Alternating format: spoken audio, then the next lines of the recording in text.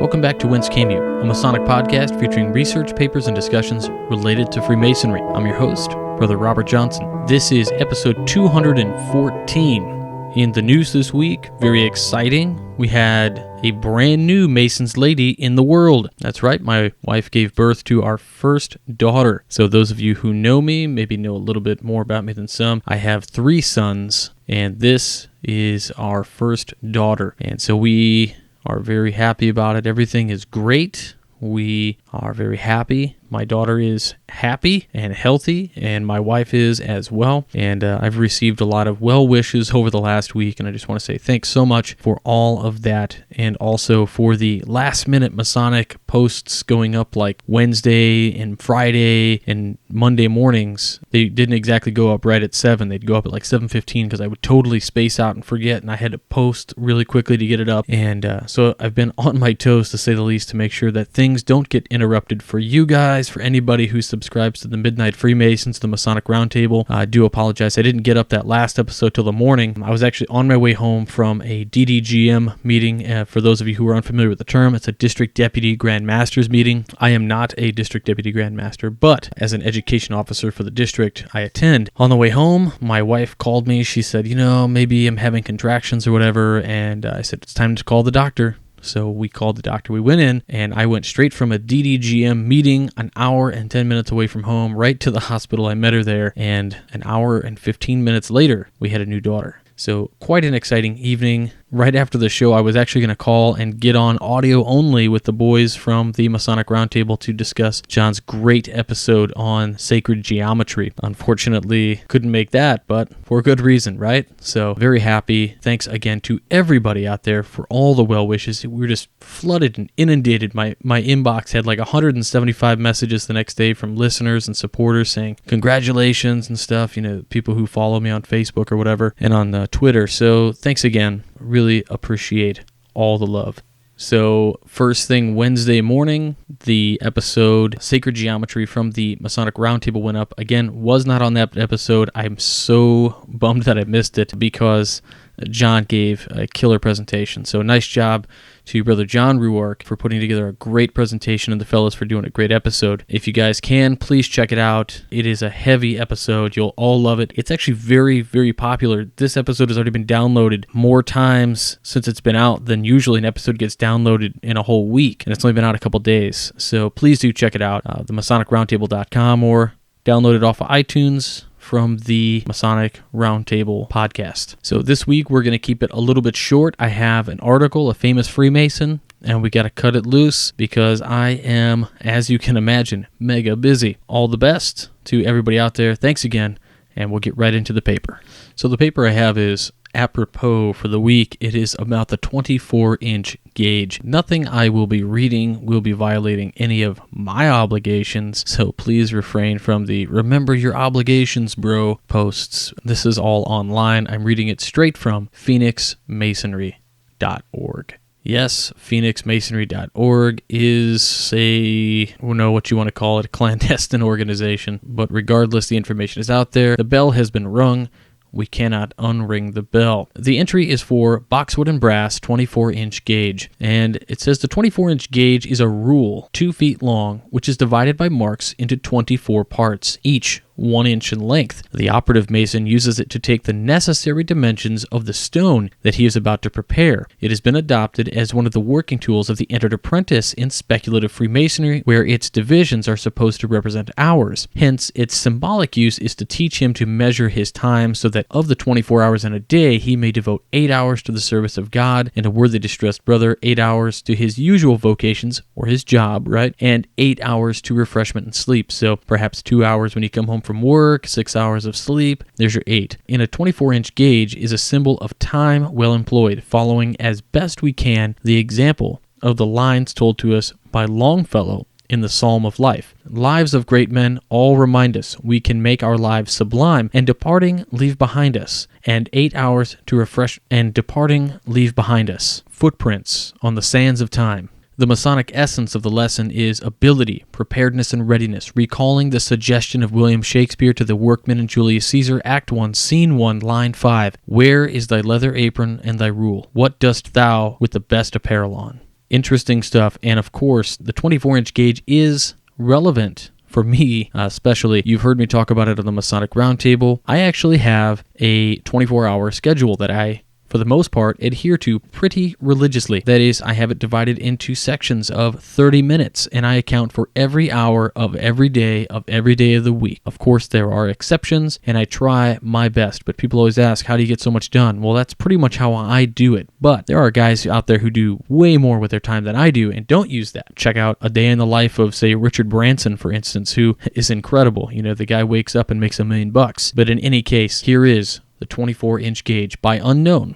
In the early editions of his Monitor, 1797 and on, Thomas Smith Webb wrote, quote, "The 24-inch gauge is an instrument made use of by operative masons to measure and lay out their work, but free and accepted masons are taught to make use of it for the more noble and glorious purpose of dividing their time. It being divided into 24 equal parts is emblematical of the 24 hours in a day, which they are taught to divide into 3 equal parts, whereby are found 8 hours for the service of God and a distressed worthy brother, 8 hours for the usual avocations, and 8 for refreshment and sleep."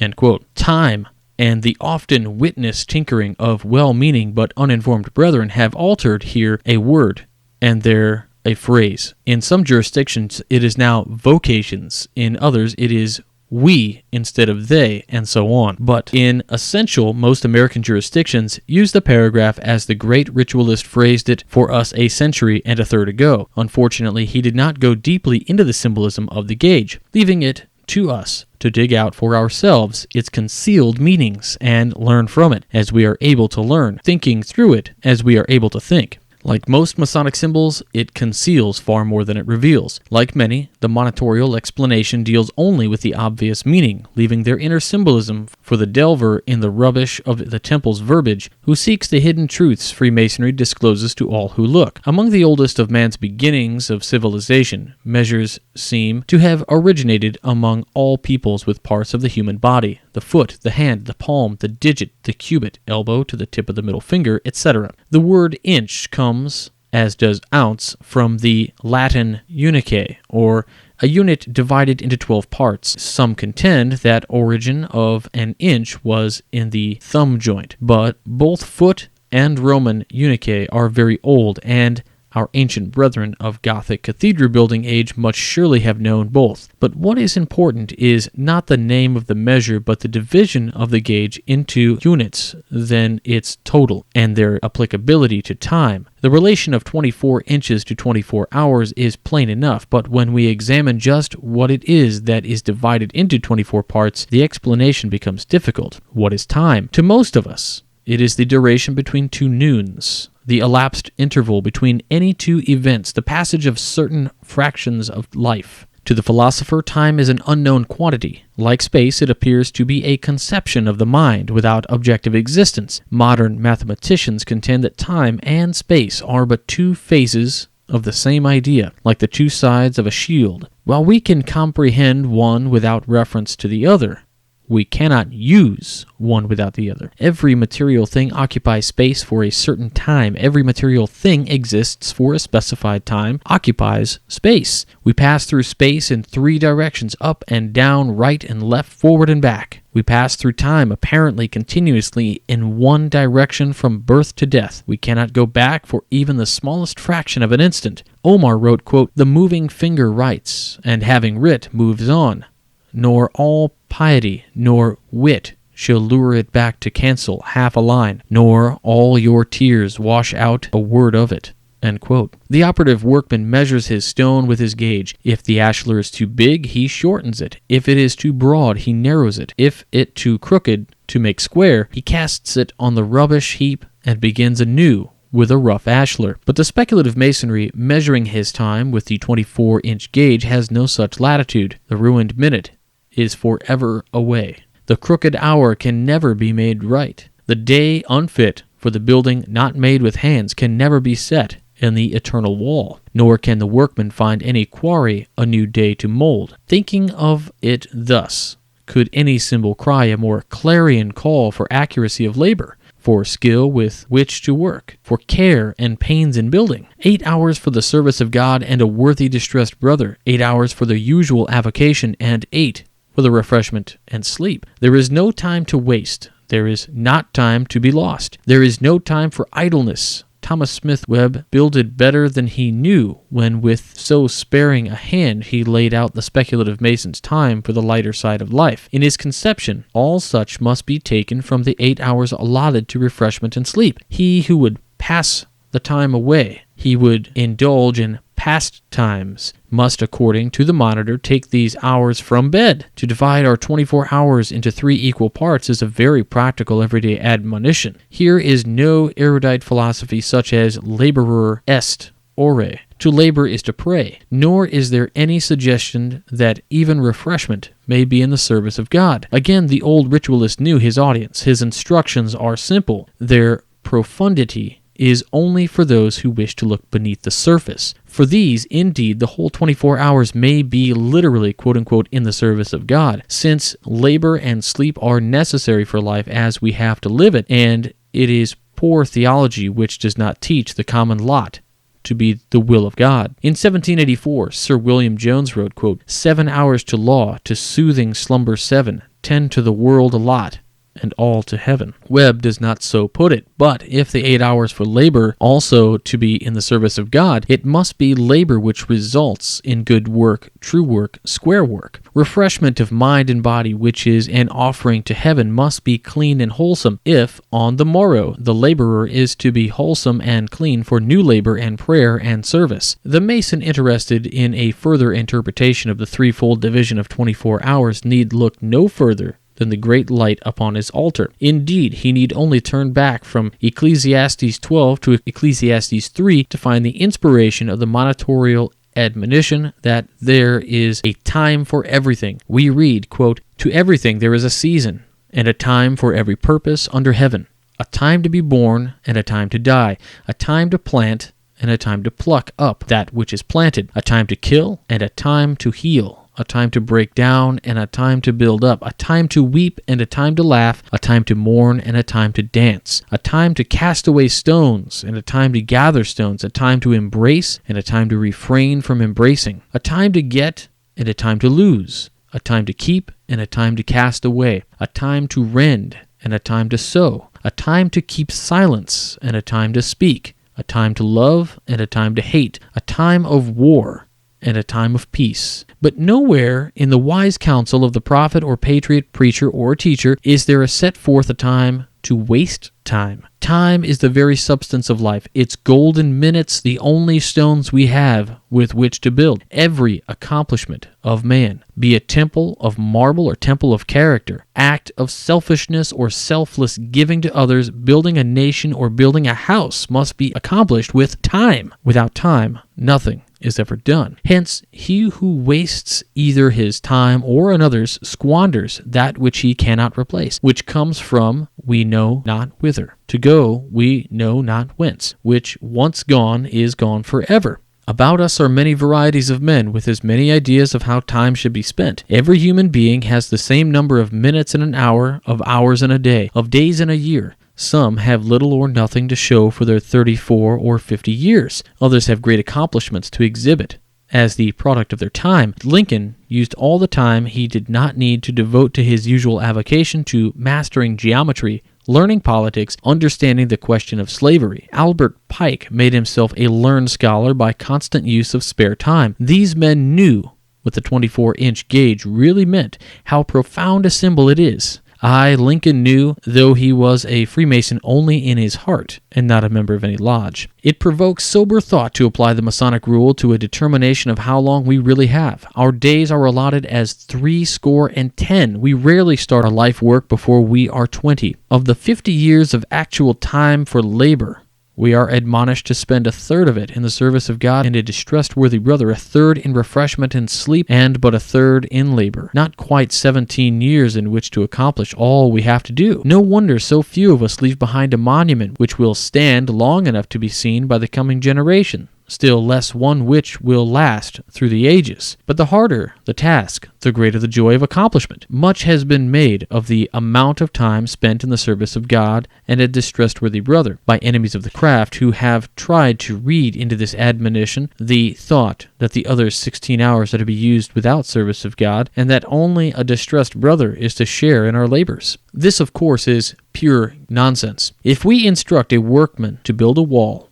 we mean that he is to carry the brick, make the mortar, lay the courses, level the hole, leaving an opening for the gate, point up the joints, do the whole job. Service to God, then, does not mean merely spending time upon one's knees in prayer, but living life acceptable to the great architect. By worthy distressed brother, we have no reason to assume that Masonry means only brother of the mystic tie. Masons are repeatedly bidden to turn up the great light as the rule and guide of faith and practice. Here we find, quote, "Inasmuch as ye do it, into the least of these," end quote. And all men who own to a common Father are brothers. The attentive Freemason quickly notes how frequently are the Masonic allusions to work and how few to refreshment. Our 24-inch gauge gives us almost grudgingly, it seems, 8 hours for 2 occupations of which we know one needs the greater part. 8 hours for refreshment and sleep, the other 16 are for labor, work, effort, and doing. To him who finds labor irksome, the 24-inch gauge must be a painful symbol. Alas, all symbols are painful for the idle. But for those who have learned life's greatest lesson, that the most lasting joy comes from the accomplishment, the symbol is beautiful. Fortunate is the man who is happy at his daily task. Discontented he who has not found his work. For him who likes his job, 16 hours a day are scarce enough. Find the carpenter who carves wood in his spare hours, the bookkeeper who spends his evenings doing mathematics, the doctor whose leisure is spent teaching his healing art, and you hear men singing at their labors. Men who curse the clocks which go too fast. Find the Mason interested in the ancient craft, prompt to offer his services for visiting the sick, doing committee work, helping the tiler, laboring on fellow craft or degree team, and you see one happy in his lodge. Such men have no time to waste. All have some division of their gauge of time which makes every minute count, with 60 seconds worth of distance run. Time, substance of life. Time, gift of the great architect. Time, building stone for the spiritual temple. Time, man's greatest mystery, bittersweet enemy, truest friend. Its care, conservation, employment is the secret of the 24-inch gauge. Its waste and aimless spending is the sin against which this symbolic working tool unalterably aligns the ancient craft. The scythe emblem of time wins in the end. We can race with Father Time for but a little while, but we can win while we are permitted to race. And at the end of the great ruler of our lives is merciful. As you think of the 24-inch gauge and its 3 divisions, think also of these tender and beautiful words written of the mighty servant, mightier master, time. I bring you woe and scalding tears, and all life holds of sadness. Because I am remorseless, your heart in torture pays, in bitter coin of memories of times when time was madness. I am the passing hours, I am your march of days. Enemy and best of friend am I to those who sorrow. Pitiless in passing, yet oh so slow, so slow. I hurry to the sleeping, the grayness of tomorrow. Sluggard in my sundown, I never seem to go. Little bit by even less, all pain I can diminish. Slowly win the smile to eyes that now know but to weep. I begin your race with life, and I shall see its finish. My arms, and none but mine, shall in the end give sleep. I linger not for anyone, yet I may not be hastened. You must bear your agony until I bid it cease. But when your head is in the dust, and all your pride is chastened, at long last, I promise you, I bring the gift of peace. All right, that's the end of that paper. I hope you found it edifying. Kind of apropos here is the fact that the second I finished reading that paper, I got a phone call and it said, "We're ready to come home." So, right after I recorded that, I went and picked up my wife and daughter and brought them home. They had a good first night, and I'm actually recording this Famous Freemason segment the next day. So, without any further ado, Famous Freemason of the Week. This week's famous Freemason is William Hogarth, born the 10th of November in 1697, and he passed away on the 26th of October in 1764. He was an English painter, printmaker, pictorial satirist, social critic and editorial cartoonist who had been credited with pioneering Western sequential art. His work ranged from realistic portraiture to comic strip-like series of pictures called modern moral subjects. Knowledge of his work is so pervasive that satirical political illustrations in this style are often referred to as Hogarthian. On the 23rd of March 1729, Hogarth married Jane Thornhill, daughter of artist Sir James Thornhill. He was initiated as a Freemason before 1728 in the lodge at the Hand and Apple Tree Tavern, Little Queen Street, and later belonged to the Carrier Stone Lodge and the Grand Steward's Lodge. The latter still possesses the Hogarth jewel, which Hogarth designed for the lodge's master to wear. Today, the original is in storage, and a replica is worn by the master of the lodge. Freemasonry was a theme in some of Hogarth's work, most notably, quote-unquote, Night, the fourth in the quartet of paintings later released as engravings, collectively entitled The Four Times of the Day. He lived in Chiswick from 1749 when he bought the house now known as Hogarth's House and preserved as a museum. He lived there for the rest of his life. The Hogarths had no children, although they fostered children quite often. He was a founding governor of the Foundling Hospital. Among his friends and acquaintances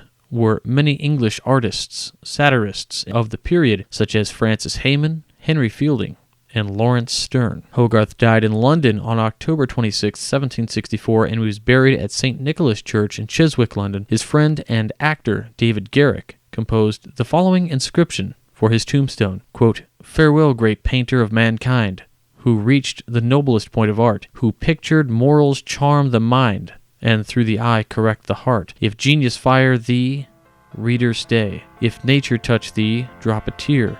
If neither move thee, turn away. For Hogarth's honored dust lies here." That's it for this week. Please find us on Facebook, follow us on Twitter at Whence. Don't forget about the Midnight Freemasons, publishing 3 articles every week, Mondays, Wednesdays, and Fridays, and of course, 10/9 Central every Tuesday, the Masonic Roundtable. Go back and check out that latest episode, Sacred Geometry. Until next week, stay on the level. For Whence, I'm Robert Johnson.